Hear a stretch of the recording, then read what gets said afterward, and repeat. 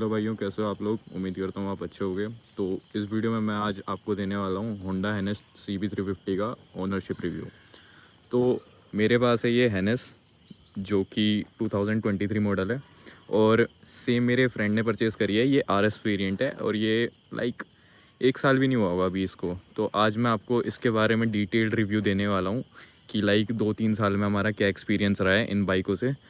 और बैकग्राउंड कुछ ऐसा है, बारिश हो रही है पर कोई नहीं, शूट करना तो करेंगे। तो पहले मैं जाता हूँ अपनी बाइक पे। भाई ये CB350 ना लाइक जब 2023 में मैंने ली थी, सबसे मतलब बहुत अमेजिंग परफॉर्मेंस थी इस बाइक की। लाइक लुक्स भी इसकी अच्छी है, क्लासिक जैसी नहीं है। क्लासिक का थोड़ा अलग लुक है, वो क्लासी मतलब लोगों पे डिपेंड करता है। जो ये CB350 मेजर है मतलब एनएस, तो इसका मेन कंसेप्ट ना मेरे को कैफ़े रेसर जैसा लगता है। मतलब मिक्स्ड है ये, क्रूज़र और कैफ़े रेसर के बीच में इसे डिफरेंशिएट कर सकते हैं हम, क्योंकि ये दोनों के बीच में लाया करता है। और जो ये हेड काउल लगा हुआ है इसका, ये एसेसरी का पार्ट है, ये बाइक में पहले से नहीं आता, ये अलग से लगवाया हुआ है। तो इसमें थोड़ी मॉडिफिकेशन वगैरह भी हो रखी है, जैसे कि इसमें रेड रोस्टर लगा हुआ है, रेड रोस्टर परफॉर्मेंस। और वो वाली बाइक कम्प्लीटली स्टॉक है, ये वाली स्टॉक नहीं है। बस पावर का इतना कुछ डिफरेंस नहीं आता। बाकी तो अभी थोड़ा E20 वाला सीन चला है, तो नितिन गडबड़ी जी ने कुछ तो हरकतें करी हैं इनमें जो दिक्कतें हुई हैं बाइक में।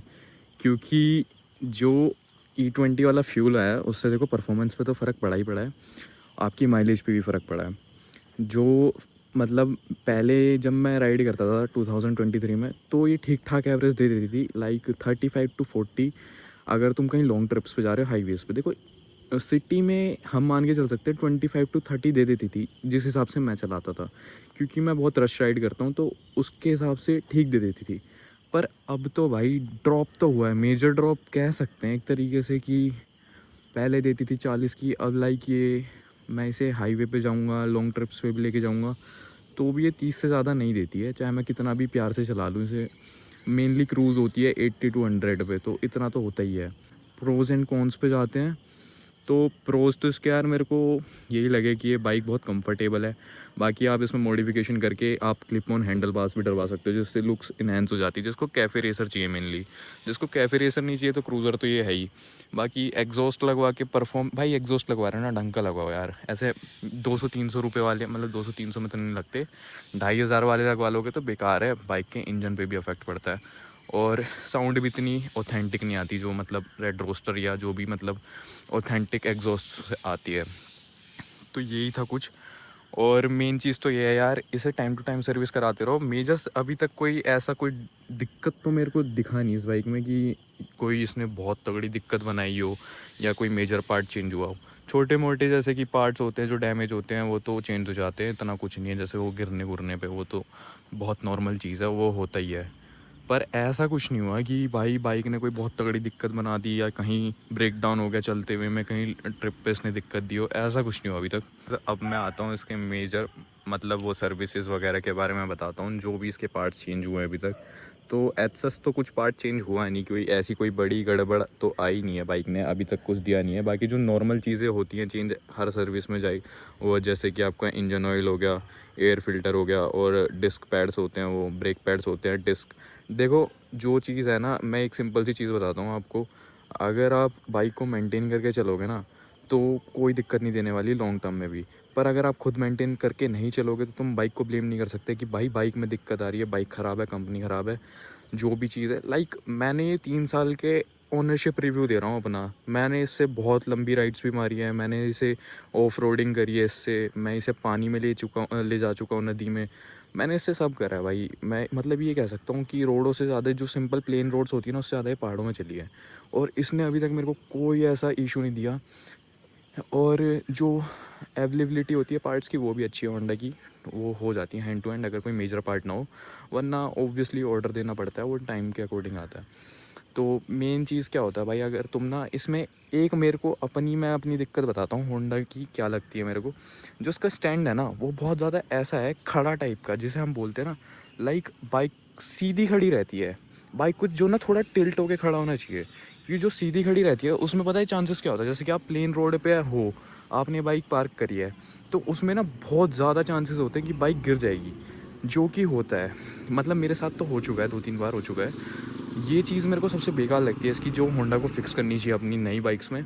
मुझे नहीं पता उन्होंने फ़िक्स करा है कि नहीं। अभी मैं अपने दोस्त से उसकी बाइक का ओनरशिप रिव्यू लूँगा, तो मैं वो बताएगा आपको, जो भी उसने एक्सपीरियंस करा है इस चीज़ के बारे में। तो मेरे साथ तो भाई ये चीज़ हुई है। देखो, जो इसका स्टैंड है ना, वो बहुत खड़ा है, मतलब जिसे बोलते हैं ना, बाइक बहुत सीधी खड़ी होती है। सीधी खड़ी होना ना भाई बहुत बेकार चीज़ है, मैं सही में बताता हूँ। जो बाइक थोड़ी टिल्ट होकर खड़ी है ना, जैसे अभी खड़ी है ना, ये ठीक है। पर जब बाइक बिल्कुल सीधी खड़ी होती है ना, तो बहुत ज़्यादा चांसेस होते हैं कि हल्का सा भी उधर से फोर्स आएगा तो बाइक गिरेगी इस साइड पे। और ये हो चुका है मेरे साथ, 2-3 बार हो चुका है। एक बार ही क्या हुआ था, मैं ऐसे ही अपने भाई के साथ ट्रिप पे गया था, तो मेरी बाइक जस्ट पार्क थी, और वो प्लेन रोड थी, कोई ऐसा भी नहीं था कि इस साइड पे ज़्यादा वो डाउन हिल हो या उस साइड अप हिल हो, ऐसा कुछ नहीं था, प्लेन रोड थी बिल्कुल। सीन क्या हुआ, बाइक खड़ी थी, जस्ट मैंने बैग रखा, नॉर्मली जैसे बैग रखते किसी एक साइड को नहीं लटकाया, इसी पे रखा जस्ट। पर बाइक इतनी खड़ी है, लाइक स्टैंड इतना खड़ा है इसका, स्ट्रेट है, कि भाई वो खड़ी खड़ी में ना, हम मैं जस्ट पानी पी रहा था अपनी बोतल से, इतना में मैंने देखा बाइक लुढ़क गई इधर। और दिक्कत पता है क्या हुई, लाइक मैं ट्रिप पे जा रहा था, और ये लीवर था, ये पूरा बेंड हो गया। अब भाई मेरे लिए प्रॉब्लम क्रिएट हो गई कि लाइक अब क्या करूं मैं, मेरा लीवर बेंड हो गया। क्योंकि बिना लीवर के मैं उस टाइम पे जा रहे थे हम स्नोफॉल देखने, तो ओब्वियसली ब्लैक आइस पे ब्रेक्स की ज़रूरत तो पड़ती है, मतलब थोड़ी बहुत तो बिना ब्रेक के तो बहुत डिफ़िकल्ट हो जाता है। और मैं वहाँ से लाइक कोई आसपास कोई होंडा का वो भी नहीं था सर्विस सेंटर जहाँ से मैं चेंज करा लूँ। तो मैंने कोशिश करा उसे थोड़ा सीधा कर दूँ, ये गलती कभी मत करना, मैंने कर दी थी। मैं ये पूरा बेंड हो गया था, मैं इसे बिल्कुल यूज़ नहीं कर पाता। तो मैंने कोशिश करा एक पत्थर से थोड़ा सा स्ट्रेट कर देता हूँ, ताकि ये थोड़ा यूज़ेबल हो जाए। पर वो पॉसिबल हो नहीं पाया, जैसे ही मैंने थोड़ा कोशिश करा वो यहाँ से टूट गया, वो और प्रॉब्लम क्रिएट करने लग गया। तो ये गलती कभी आप मत करना। और हो सके तो अगर आपकी होंडा का भी ऐसी स्टैंड है, तो उसे भाई थोड़ा ना ठीक करवा लो। अगर बाहर से करवा सकते हो, होंडा से करवा सकते हो, उन्हें बोलो कि भाई सीधे खड़ी नहीं होनी चाहिए, भाई थोड़ी सी टिल्ट होकर खड़ी हो, थोड़ा सेफ रहता है। एक बार क्या हुआ भाई, बहुत तेज़ वो चल रहा था, स्टॉर्म चल रहा था, बाइक नॉर्मली खड़ी थी एक जगह पे प्लेन रोड पे, बाइक खड़ी खड़ी गिर गई यार हवा से। लाइक ये तो एक्सपेक्ट नहीं करता ना मैं होंडा से।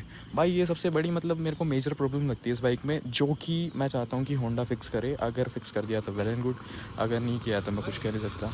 आप भी ओन करते हो इनमें से कोई, तो आप भी बताना ये स्टैंड वाली प्रॉब्लम आपने भी फेस किया गया या मैं अकेला हूँ। बाकी तो इसमें मेरे को कुछ नहीं हुआ, ज़्यादातर एक पार्ट की प्रॉब्लम हुई थी, वो सभी बाइकों में नहीं हो सकती वो, मतलब ऐसा हो सकता है कि किसी किसी की बाइक में। तो मेरी बाइक में जो ये हैज़ार्ड्स का स्विच था ये ख़राब हो गया था, तो मैंने ये चेंज करने का सोचा। तो ये पूरा पैनल चेंज होता है इसका, जो ये पूरा होता है होल्डर, ये खाली एक स्विच चेंज नहीं होता। तो ये चेंज हुआ था, जो कि मेरे को कॉस्ट कर रहा था समथिंग अराउंड 800 रुपीज़। तो ये चीज़ थी। बाकी तो सर्विस में आपकी जो नॉर्मल चीज़ें चेंज होती है वो होती हैं, जैसे कि आपका एयर फिल्टर हो गया, इंजन ऑयल हो गया, ब्रेक पैड्स हो गए। और भाई अगर टाइम टू टाइम सर्विस करोगे तो आपकी डिस्क बची रहेंगी, अगर brake pads time to time change नहीं करोगे तो डिस्क चली जाएगी आपकी। क्योंकि भाई देखो, एजिंग तो होती है, टाइम के साथ होती है, हर चीज़ में एजिंग होती है। अगर आप उसे संभाल के रखोगे तो वो इतना दुखी नहीं करेगी आपको इन फ्यूचर। देखो नई नई बाइक तो ईजी होती है, बढ़िया भगाने में, इंजॉय करने में। जब मेंटेन करने की बारी आती है ना, तो लोग पीछड़ जाते हैं, फिर कहते हैं कि बाइक ख़राब है, ये दिक्कत है, वो दिक्कत है। भाई दिक्कतें तो देखो सब चीज़ों में आती है, आपको फिक्स करना पड़ेगा। अब ओवर द टाइम तो भाई ये चीज़ें देखनी पड़ेंगी। स्टार्टिंग में मज़ा आता है, बाइक ले लिए वो, मेन चीज़ पता है क्या होती है। अब देखो ये चल रही है, बारिश के सीज़न में क्या दिक्कत होती है, जो इसकी चेन होती है ना, ये टाइम टू टाइम ल्यूब करनी पड़ती है। अब ये देखो कितनी गंदी कंडीशन में है। अब इसका क्या सीन है, इतनी गंदी कंडीशन में है ये, अगर मैं इसे ओवर द टाइम ऐसे यूज़ करता रहूँगा तो इसका चेन सेट ख़राब हो जाएगा, जो कि मैं 2-3 बार फेस कर चुका हूँ। मैंने ये तीसरा चेन सेट है मेरा। वैसे तो 10 से 12 हज़ार पे चेंज हो जाता है, 10 से 12 हज़ार किलोमीटर जब आपके कंप्लीट होते हैं बाइक के, चेंज करवाना ही होता है वैसे। तो अगर आप इसकी एजिंग रोकना चाहते हो कि लाइक थोड़ा चल जाए ठीक ठाक, 10 से 12 हज़ार से पहले चेंज ना हो, तो एक काम करना भाई, इसे अच्छे से ल्यूब करना, इसे अच्छे से क्लीन करना। जितनी इसकी केयर करोगे ना, उतना ये सही चल जाएगा। वरना तो आपको पता है बहुत प्रॉब्लम क्रिएट करता है बारिश के टाइम पे। तो भाई मैं आपको रिकमेंड करूँगा कि 300 से 400 किलोमीटर पे इसे ल्यूब करो, क्लीन करो, क्योंकि बहुत गंदी रहती है रोड, और पानी वानी लगता है तो ऑब्वियसली रस्टिंग के चांसेस ज़्यादा होते हैं। बाकी तो ऐसा कोई प्रॉब्लम है नहीं। अगर आप चेन की केयर नहीं करोगे तो वो दिक्कत देगी, आपको चेन सेट चेंज कराना पड़ेगा पूरा, और जो कि कॉस्ट करेगा आपको ठीक ठाक। मेरे को अभी याद नहीं है मैंने कितने में चेंज कराया था, पर चेन सेट भी ठीक ठाक कॉस्ट करता है यार, तो क्यों बेफालतू का खर्चा बढ़ाना। जस्ट केयर करो चीज़ों की। बाकी तो एज सच कोई प्रॉब्लम्स है नहीं बाइक में, इतने कुछ ज़्यादा इलेक्ट्रॉनिक्स है नहीं जो प्रॉब्लम दे बाइक में नॉर्मल इलेक्ट्रॉनिक्स आते हैं, जैसे कि आपका ये सेमी डिजिटल स्क्रीन आती है, जिसमें आपका ये एनालॉग मीटर आता है, स्पीडोमीटर, आरपीएम मीटर नहीं आता है इसमें। और इसमें आपका एक गियर इंडिकेटर आता है, रेंज दिखाता है, और ये आपका दिखाता है बैटरी वोल्टेज दिखाता है, टोटल किलोमीटर्स ओडोमीटर, और ये आपका ट्रिप ए है, ट्रिप बी है, और ये आपका वो है इंस्टेंट फ्यूल इकोनॉमी, और ये आपकी एवरेज है। ये चीज़ें हैं जो कि बाइक इंडिकेट करती है। बाकी आपकी ABS लाइट हो गई, ये स्टैंड इंडिकेटर हो गया, ये आपका ट्रैक्शन कंट्रोल है, और ट्रैक्शन कंट्रोल आता है इस बाइक में जो कि मेजरली नहीं आता है इस बाइक के सेगमेंट में, जैसे कि आपकी बुलेट वगैरह हो गई उनमें नहीं आता। तो ये ट्रैक्शन कंट्रोल ऑफ हो गया। इससे क्या होता है मैं वो आपको अगली वीडियो में समझाऊंगा ट्रैक्शन कंट्रोल मेजरली काम क्या करता है। तो ये सब चीज़ें आती हैं। इसमें ब्लूटूथ वगैरह भी आता है, फ़ोन कनेक्ट हो जाता है इसमें ब्लूटूथ से। वो अगर आपको पता करना है कि फ़ोन कैसे कनेक्ट करना है, कैसे यूज़ करना है, उसको मेरे को कमेंट कर देना, मैं उसके लिए अलग से वीडियो बना दूँगा। तो मेजरली यही चीज़ें हैं कि ब्लूटूथ वगैरह आता है, पर उसकी इतने कुछ ज़्यादा प्रैक्टिकलिटी मेरे को लगती नहीं है ब्लूटूथ वगैरह की। जो सिंपल यूज़ है वही चीज़ है। और बाकी इसमें आता है एक चार्जिंग पॉइंट आता है, जिसमें आप जैसे लॉन्ग ट्रिप्स पे जाते हो तो अपना फ़ोन चार्ज कर सकते हो टाइप सी से। ये टाइप सी कनेक्टर है, इसमें USB टाइप बी नहीं लगता, टाइप सी लगता है इसमें। तो ये चीज़ें हैं इसमें। और बाकी इसमें LED लैंप्स आते हैं जो कि कंपनी स्टॉक देती है। भाई उसका थ्रो इतना बेकार है ना, मैं आपको रिकमेंड करूँगा कि भाई आप ऑक्सिलरी लाइट्स यूज़ करो उसकी जगह। अगर आप कहीं लॉन्ग टूर मारते हो या लॉन्ग राइड्स मारते हो तो ऑक्सिलरी लाइट्स मस्ट है भाई, इस बाइक में लगा लेना। क्योंकि इसका जो ओरिजिनल थ्रो है ना वो बहुत बेकार है, बहुत बेकार। मैं खुद बता रहा हूँ कि लाइक उसका थ्रो इतना अच्छा नहीं है कि आप कहीं दूर राइड कर रहे हो तो बहुत दूर तक लाइक देख सको। विजिबिलिटी बहुत कम है मतलब उसकी। मैंने इसमें ना अलग से एज अ लाइक मॉडिफिकेशन में मैं कह सकता हूँ कि मैंने रेड रोस्टर परफॉर्मेंस डलवा रखा है। तो इससे क्या फ़र्क आया है मेरी बाइक में, मैं शेयर करता हूँ आप लोगों से। भाई देखो आवाज़ बहुत अच्छी हो गई है, मतलब इतनी ऐसी भी नहीं है चुभने वाली। कह रहा था कि बुलेट में जैसे शॉर्ट बोतल वगैरह होता है तो उसकी साउंड ना बहुत वैसी होती है, चुभने वाली, जो कानों में चुभती है ओवर द टाइम। जैसे कि तुम स्पीडिंग वगैरह करोगे, कहीं राइड पे जाओगे, तो वो तुम्हें इतना अच्छा सूदिंग एक्सपीरियंस नहीं देगी, वो तुम्हें सर दर्द कर देगी। जो भी बुलेट वाले भाई होंगे शायद समझ रहे होंगे मेरी बात को, मैं क्या कहना चाह रहा हूँ। जो इसकी आवाज़ है बहुत ज़्यादा ऑथेंटिक है और सूदिंग है। लाइक ओवर द टाइम अगर तुम राइड भी करोगे तो तुम्हारे हियरिंग एक्सपीरियंस को इतना बेकार नहीं करेगी, ये चुभेगी नहीं तुम्हारे कान में, सर दर्द नहीं होगा तुम्हारा। जैसे कि उसका जो वो है स्टॉक एग्जॉस्ट नोट है, उसका स्टॉक से थोड़ा अच्छा ही है, लाउड है, थोड़ा सा बेसी है। वो उसमें थंप ज़्यादा है, इसमें थंप नहीं है, इसमें बेस लाउडनेस है और अच्छा है। जैसे GT साउंड करती है, सिमिलर साउंड करती है सिंगल सिलेंडर में। ये ट्विन सिलेंडर नहीं है, GT ट्विन सिलेंडर है, ये सिंगल सिलेंडर में ऑलमोस्ट उसके जैसा ही साउंड करती है। एकदम सेम तो नहीं कहूँगा, फ़र्क तो रहता है ये चीज़ों में। और बाकी परफॉर्मेंस में तो कुछ फ़र्क पड़ता है नहीं पड़ता है, एक ही बराबर है। 1-2 HP का गेन होगा तो, क्योंकि जो उसके लिए जो प्रॉपर गेन होता है उसके लिए आपको एयर फिल्टर चेंज करना होता है, स्पार्क प्लग अपग्रेड करना पड़ता है। अगर ECU ट्यून हो जाता तो ज़्यादा बेटर है। अब ये फुल सिस्टम नहीं है, ये खाली स्लिप ऑन है। फुल सिस्टम के लिए आपको पूरा ये कैटलिक कन्वर्टर वगैरह हटा के पूरा फुल सिस्टम का अलग सिस्टम आता है। तो वो फुल सिस्टम तो मैं रिकमेंड नहीं करूँगा किसी को 350cc में, क्योंकि वो आपके इंजन को डैमेज कर सकता है ओवर द टाइम। तो अगर आपको डलवाना है तो स्लिप ऑन आप डलवा सकते हो। और बाकी जिसको बाइक की अच्छी नॉलेज है तो वो सेफली अपने इंजन को ध्यान में रखते हुए अपग्रेड कर सकता है ओवर द टाइम। ये तो था मेरा रिव्यू। थोड़ी सी लोकेशन चेंज हो चुकी है तो उसको इग्नोर करना। तो अब मैं आता हूँ अपने फ्रेंड की बाइक पे, जो कि है CB 350 RS, जो कि मतलब इंजन तो सेम है दोनों में, बस थोड़ा सा राइडिंग पोस्चर का फ़र्क है और थोड़ा सा इसकी लुक्स वगैरह चेंज है। तो भाई बाइक के ओनर हैं। हेलो वैभव भाई, कैसे हो? तो मैं आपसे जानना चाहूँगा आपकी बाइक का ओनरशिप रिव्यू कि लाइक मैंने अपनी बाइक का तो एक्सप्लेन कर दिया आपको जैसे भी वीडियो में। अब व्यूअर्स जानना चाहते हैं कि आपका ओनरशिप रिव्यू कैसा है। लाइक भाई को कितना टाइम हो गया आपको बाइक लिए हुए? भाई मुझे टाइम हो गया है, 6-7 महीने हो गए होंगे। भाई को लाइक मतलब 1 साल भी नहीं हुआ अभी, तो मतलब भाई ने अच्छी खासी राइड्स कर ली हैं, ठीक ठाक लंबी 200-300 किलोमीटर की। तो भाई को इतना तो एक्सपीरियंस हो गया है कि इसमें क्या कमियां हैं, क्या अच्छाई है, भाई जो इस वीडियो में शेयर करने वाले हैं।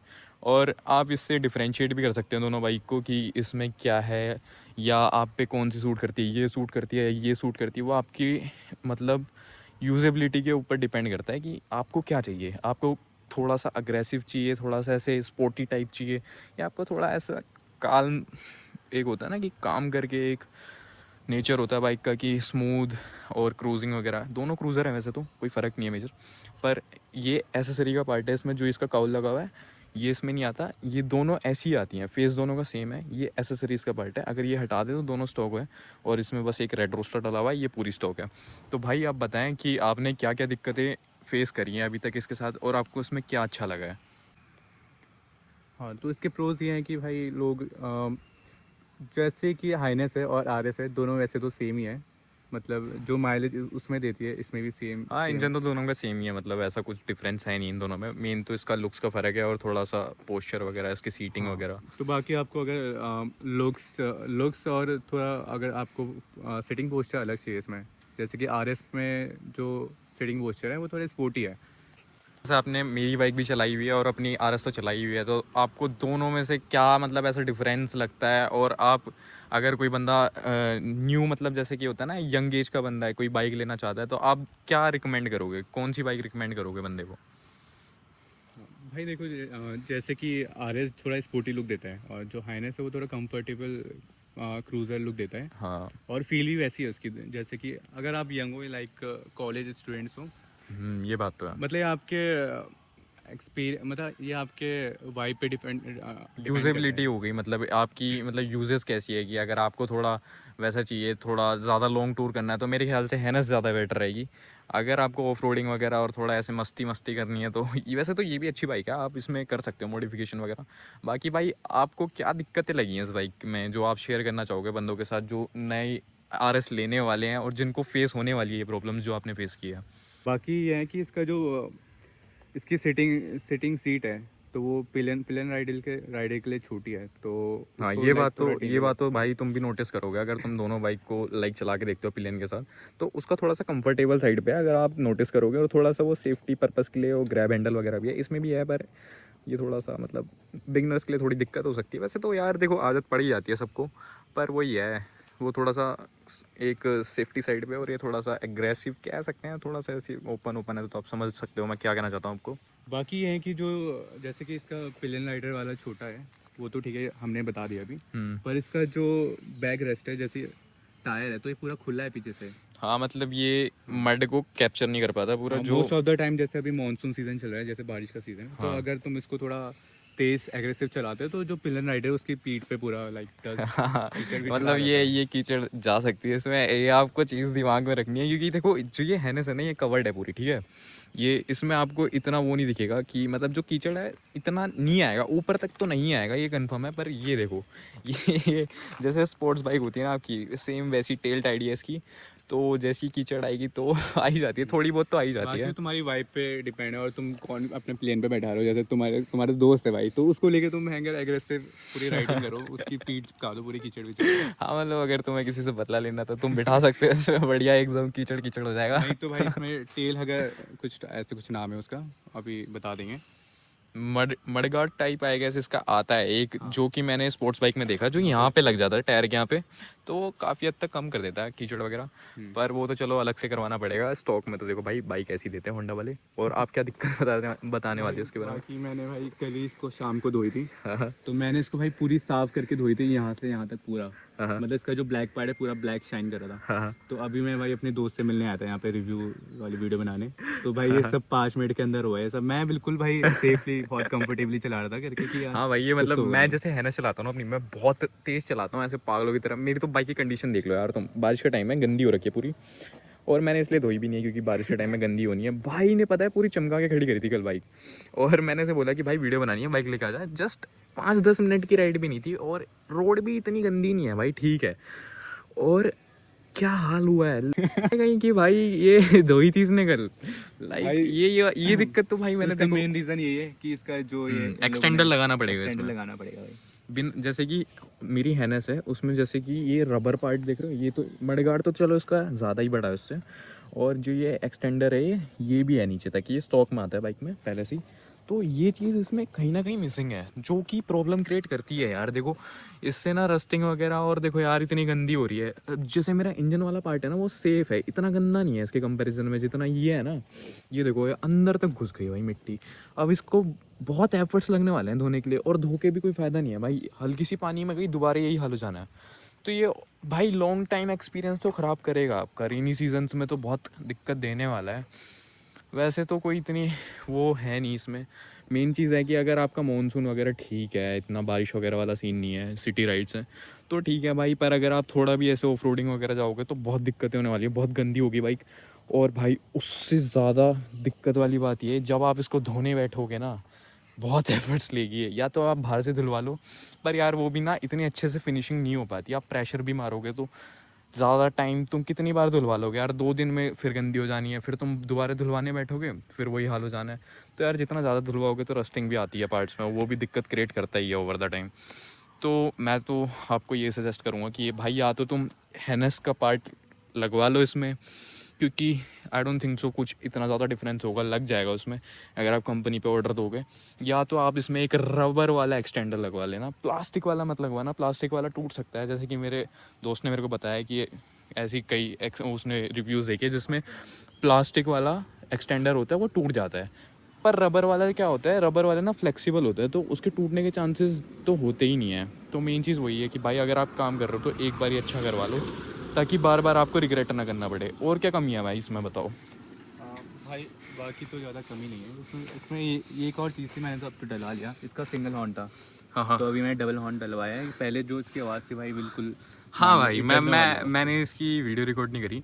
जो इसमें स्टॉक बाइक में जो आता है ना, जैसे कि मेरी हैनेस है, तो हैनेस में ना ये डुअल हॉर्न्स आते हैं, ठीक है, एक हॉर्न इधर आता है एक हॉर्न इधर आता है। पर जो ये स्टॉक आरएस आती है ना, या आप भी कभी राइड वगैरह करने जाओगे, मैं आपको बता रहा था कि इसमें ना देखो सिंगल हॉर्न आता था, जैसे ये लगा हुआ है ना, बस यही आता है स्टॉक में। अगर आप आरएस लेने जाते हो तो आपको यही मिलेगा, जो कि भाई तुम सुनोगे ना उसकी आवाज़ वो स्कूटी स्कूटी है ना, स्कूटी भी मस्कुलिन फील होती है उसके सामने जो ये इसके डुअल है ना भाई, ये बहुत प्यारे आते हैं जो स्टॉक में आते हैं। पर जो इसके भाई स्टॉक में आते हैं ना भाई, मेरे दोस्त ने भी मजबूरी में आके अपग्रेड करा लिया, उसने भी डुअल ऑन करा लिया इसे।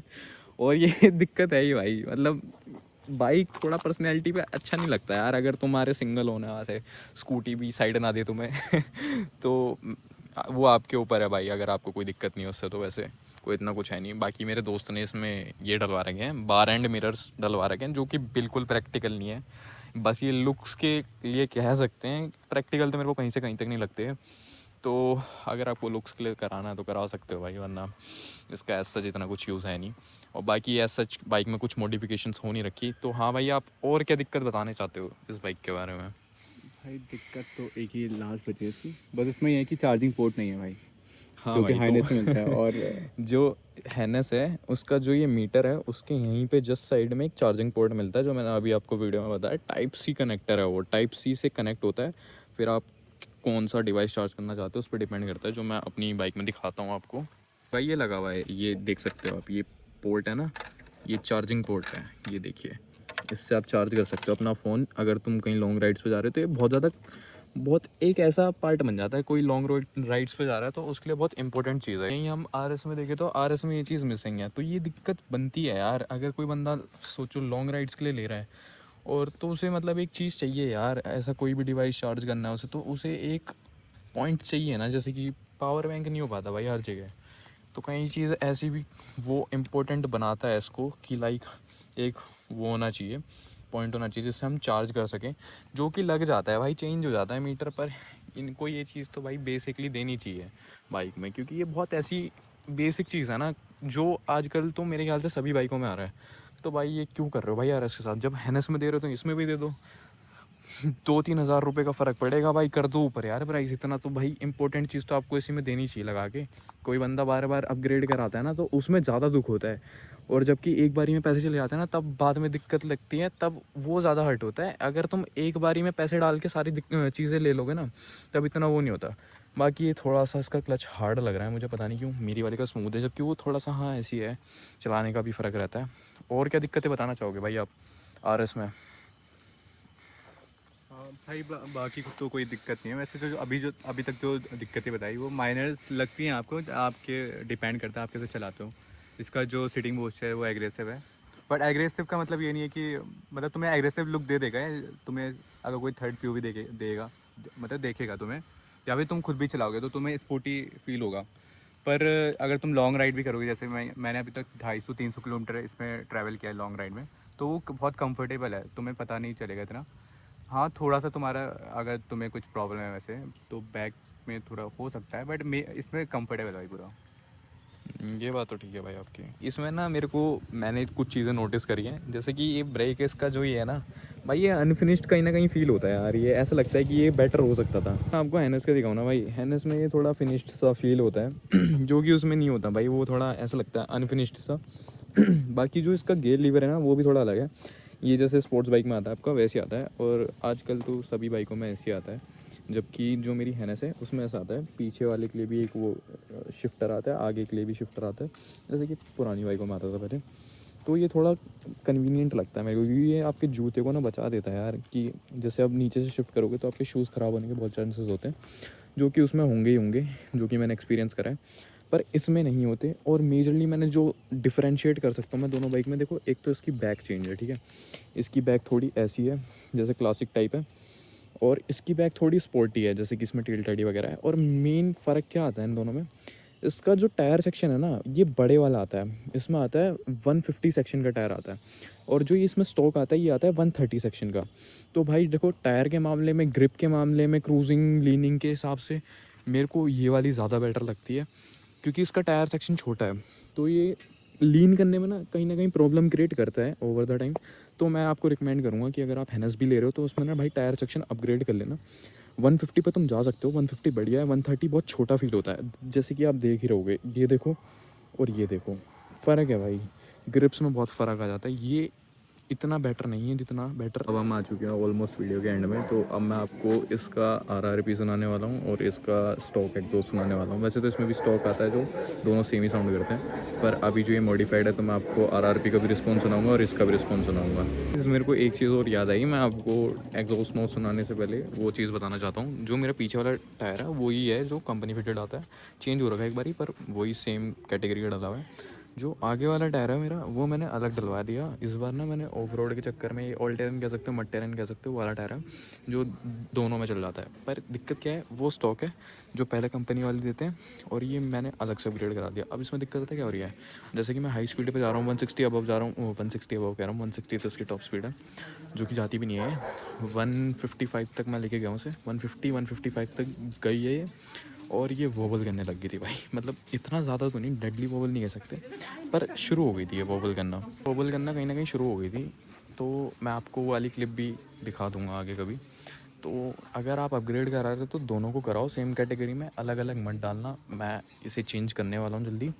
तो ये चीज़ भी मेन चीज़ है जो मैंने मतलब फ़ील करी है भाई। मतलब यार 150 पे तुम एक स्टेबिलिटी चाहते हो जो कि तुम्हें नहीं मिलेगी हाई स्पीड पे, अगर आगे वाला टायर ऐसा है और पीछे वाला ऐसा है, क्योंकि ये तो हाईवे टेरेन है, ये ठीक है, पर अगर तुम ये वाला डलवा रहे हो तो पीछे भी यही वाला डलवाओ 150 सेक्शन में, जो कि ज़्यादा बेटर परफॉर्म करेगी बाइक जिसमें। पहले मैं आपको सुनाता हूँ RS का CB350 का एग्जॉस्ट नोट जो स्टॉक है एकदम। तो भाई एक बार ये आवाज़ सुना दूँ स्टॉक RS की।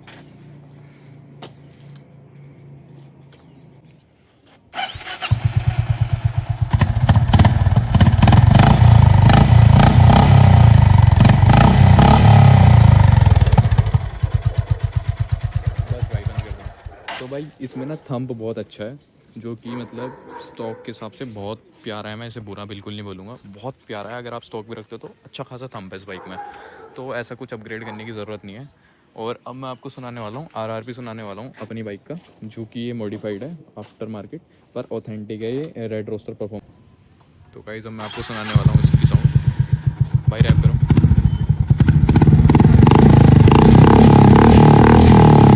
बस बंद कर दो भाई।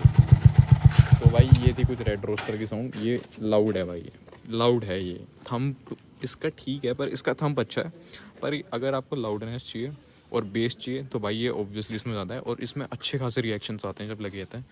मतलब जैसे रेड रोस्टर लगवाने के बाद से इसके रिएक्शंस अच्छे खासे आने लग गए भाई इस बाइक के हिसाब से, मतलब बेकार नहीं है बिल्कुल भी। तो भाई अब हम पहुंच चुके हैं वीडियो के एंड में। तो एंड कंक्लूजन ये है, डिपेंड करता है आपकी यूजेबिलिटी के ऊपर कि आपको RS चाहिए या हैनस। मैंने आपको दोनों का कंपैरिजन कर दिया। अगर आपको दोनों बाइक का राइड रिव्यू चाहिए तो आप वो भी बता सकते हो कमेंट्स में। आप जैसे मेरे को बताओगे मैं इन दोनों का राइड रिव्यू भी बना दूंगा पर्टिकुलरली। तो भाई आप क्या सजेस्ट करना चाहते हो लोगों को, RS लेनी चाहिए या हैनस? भाई अगर तुम्हें इसके जो माइनर प्रॉब्लम्स है उससे कोई दिक्कत नहीं है तो RS ले सकते हो, क्योंकि इसका RS का एक्सपीरियंस बहुत भाई फन राइड है, एग्रेसिव पोस्चर है इसका।